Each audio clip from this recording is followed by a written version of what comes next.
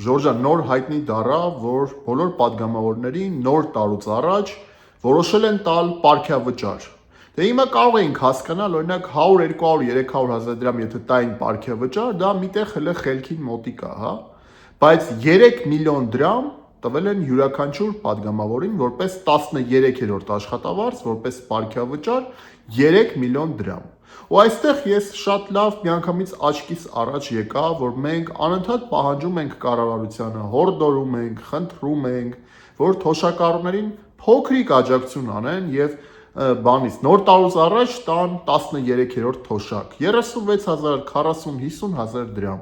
Բայց կառավարությունը համարեց, որ դա շատ է թոշակառուի համար։ Հիշում եք, որ ասում են, որ 10,000 դրամով թոշակը բարձրացնենք, ինչ անելու, որ թոշակառուն այդ գումարը, բայց падգամավորը 3 միլիոն դրամ շատ լավ գիտի, թե ինչ կանի։ Կգնա Եվրոպայում կանցկացնի նոր տարին, Դուբայում եւ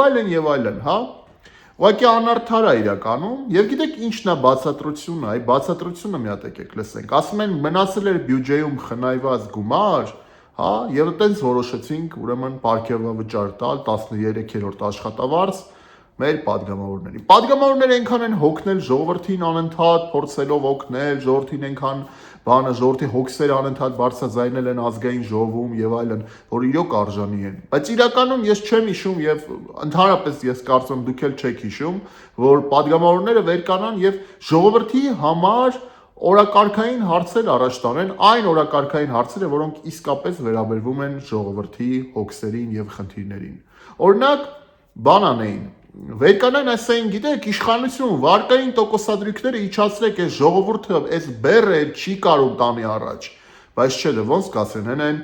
բանի ընդդիմադիրների որոշ ղեկավարներին պատկանում են բանկեր եւ այլն։ Կամ վերկանան ասային, գիտեք, թոշակը բարձրացրեք եւ գիտեք ինչ, պարգևավճար մեզ այս տարի պետք չի, չտակ հանգարց, հա, ընդդիմադիր падգամավորները ասէին, գնացեք եւ թոշակը բարձրացրեք։ Որքանով որ կարող եք, այդքանով էլ բարձրացրեք, բայց դե ինչ Ով է դες բան ասելու։ Իհարկե, որտեղ падգամավորները ունեն այդ կարիքը, իսկ թոշակառուները այդ կարիքը չունեն։ Թոշակառուները 36,000 դրամով կարողանում են ամեն ինչ հասցնել, հա, ըստ կառավարության պատկերացումների։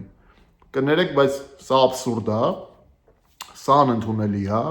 եւ չի կարելի նման ձևով վերաբերվել մեր տարեցներին, մեր հարգարժան տարեցներին, որոնք սաղ կյանք աշխատել են, փող են աշխատել հարկերն են վճարելու, այս պետությունը շենացրել են։ Այս պետությունը, որ այսօր կա, իրանց շնորհիվ է, ու իրանց արժանապատիվ թոշակ պետք է տալ, արժանապատիվ ծերություն ապահովել, բայց որևէ մեկը դրա մասին ցավոք սրտի չի մտածում։ Ոնց որ ձեռ առնեն մեր թոշակառուներին, կներեք, բայց ոնց որ սա ձեռ առնել լինի իսկապես,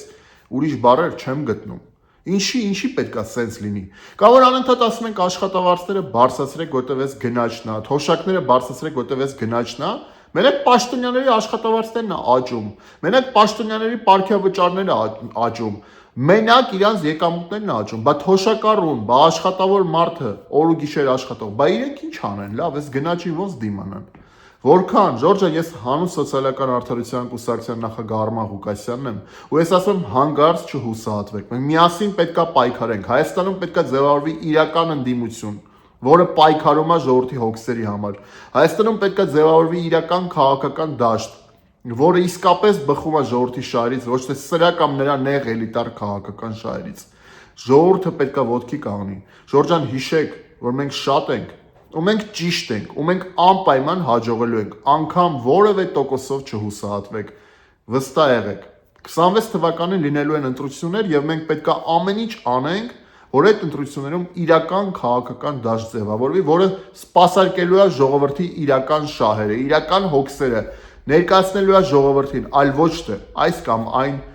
նեղ էլիտար շահերը։ Ես որպես հանուն սոցիալական արդարության կուսակցության նախագահ անպայման իմ մասնակցությունն եմ ունենալու այդ ընտրություններում եւ ձեր հետ միասին, որտեղ ես ուզում եմ, որ ի վերջո Հայաստանի քաղաքական դաշտում լինի լսելի ժողովրդի ձայնը, իրական ժողովրդի հոգսերը դառնան օրակարգային քաղաքական հարցեր, այլ ոչ թե այս կամ այն, որը որ կա, որը առհասարակ կապ չունի ժողովրդի հետ։ Ես վստահ եմ, որ քաղաքական ուժերի մեծամասնությունը,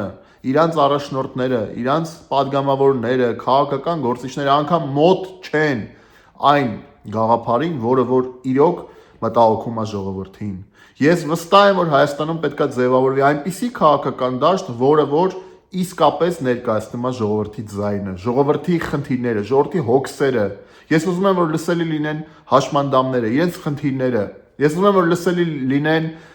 մարդիկ, ովքեր որ սոցիալ-տնտեսական ծանր վիճակի մեջ են գտնվում, մարդիկ, ովքեր որ օր ու գիշեր աշխատում են, բայց եկամուտները չի բավարարում, որտեղ անընդհատ գնաճ է, թոշակառուների խնդիրները,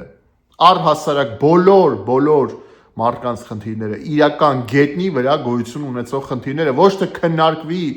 ամեն ինչ բացի ժողովրդի իրական հոգսերից, որը չկա, տարիներով չկա։ Ուզում եմ ժողովրդը իր խոսքը ասի, ու ես անպայման ձեր հետ միասին, ձեր ղեկավարությամբ, ձեր